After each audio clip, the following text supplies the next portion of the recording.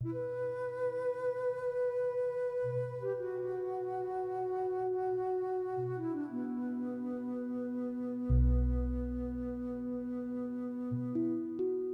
TV.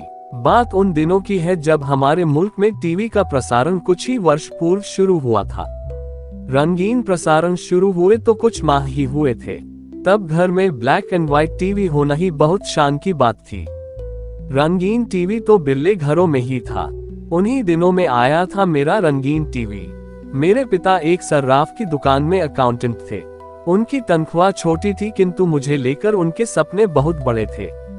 अतः मेरा दाखिला शहर के महंगे अंग्रेजी स्कूल में कराया था।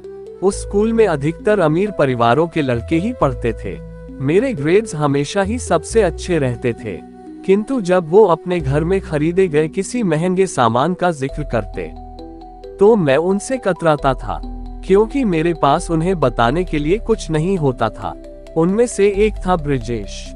उसके पिता एक बड़े कारोबारी थे। अक्सर विदेश आते जाते रहते थे। हर बार वहां से उसके लिए कोई न कोई महंगा खिलौना जरूर लाते थे। ब्रिजेश बहुत शान से उनके बारे में बताता था। ऐसे ही एक दिन रिसेस में ब्रजेश ने सबको सुनाते हुए कहा कि परसों उसके पापा कलर टीवी लेकर आए हैं। सबने उसकी बात सुनकर ताली बजाई। उसने सबको अगले संडे अपने घर रंगीन टीवी पर फिल्म देखने के लिए बुलाया। ब्रिजेश का व्यवहार मेरे प्रति कोई खास दोस्ताना नहीं था, किंतु क्योंकि सब जा रहे थे और कुछ मेरा मन भी रंगीन टीवी देखने को ललचा रहा था, अतः मैं भी चला गया। रंगीन टीवी पर फिल्म देखने में मजा आ रहा था। जब समाचार के समय कुछ देर के लिए फिल्म को रोका गया तब सभी के लिए नाश्ता आया। गगन, जो ब्रिजेश का पक्का चमचा था, बोला कि कुछ भी हो कलर टीवी देखने का मजा ही और है। मैं तो डैडी से जाकर जिद करूंगा कि वो भी कलर टीवी खरीदें। कई लोगों ने उसकी हाँ में हाँ मिलाई। मैं ही चुपचाप शरबत पी रहा था। गगन ने जानबूझकर मुझे चिढ़ाने के लिए पूछा, क्यों तुम नहीं खरीदोगे कलर टीवी? ब्रिजेश जैसे मौका देख रहा था, फौरन बोला, अरे इसके घर तो ब्लैक एंड व्हाइट टीवी भी नहीं है, ये क्या खरीदेगा? ये कहकर वह जोर जोर से हंसने लगा। कई और स्वर भी उसके साथ जुड़ गए। गगन का स्वर सबसे ऊंचा था। मुझे यूं लगा जैसे टीवी न होने से मेरा कोई वजूद ही नहीं है। उनकी हंसी नश्तर की तरह कलेजा चीर गई। मैं बिना कुछ बोले वहां से चला आया।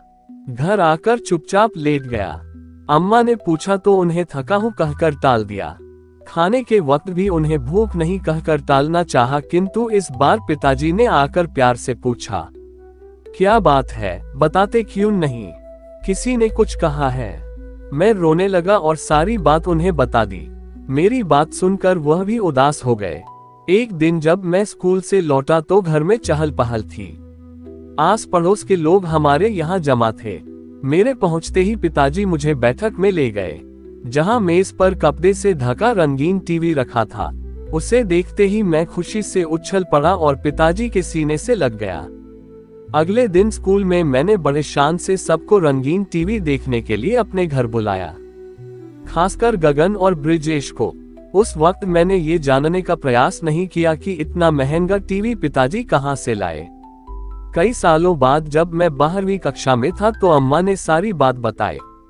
उस रात पिताजी को नींद नहीं आई। वो सारी रात परेशानी में इधर उधर टहलते रहे। अम्मा ने समझाया कि क्यों परेशान होते हैं, बच्चा है, समझा दीजिए, समझ जाएगा। पिताजी ने गंभीर होकर कहा, जानता हूँ समझदार है, समझ जाएगा, पर उसके दिल में चुभी फांस नहीं निकलेगी। कई दिन ऐसे ही परेशान रहे। फिर एक दिन एक निर्णय किया। अपना संदूक खोलकर सोने की कंठमाला निकाली। ये कंठमाला मेरे परदादा को उनकी सेवाओं से प्रसन्न होकर उन जमींदार साहब ने दी थी जिनके यहाँ वो काम करते थे। मुझे उसके बारे में बताते हुए कहते थे कि ये कंठमाला तुम्हारे परदादा की स्वामी भक्ति और ईमानदारी का प्रतीक है। मेरे लिए एक धरोहर है। कठिन से कठिन समय में भी उन्होंने उसे नहीं बेचा था। उसी कंठमाला को बेचकर वो मेरे लिए रंगीन टीवी लाए। उस दिन से वह रंगीन टीवी मेरे लिए भी मेरे पिता के प्यार का प्रतीक बन गया। आज भी मेरे बंगले में कीमती सामानों के बीच रखी है वह बेशकीमती धरोहर।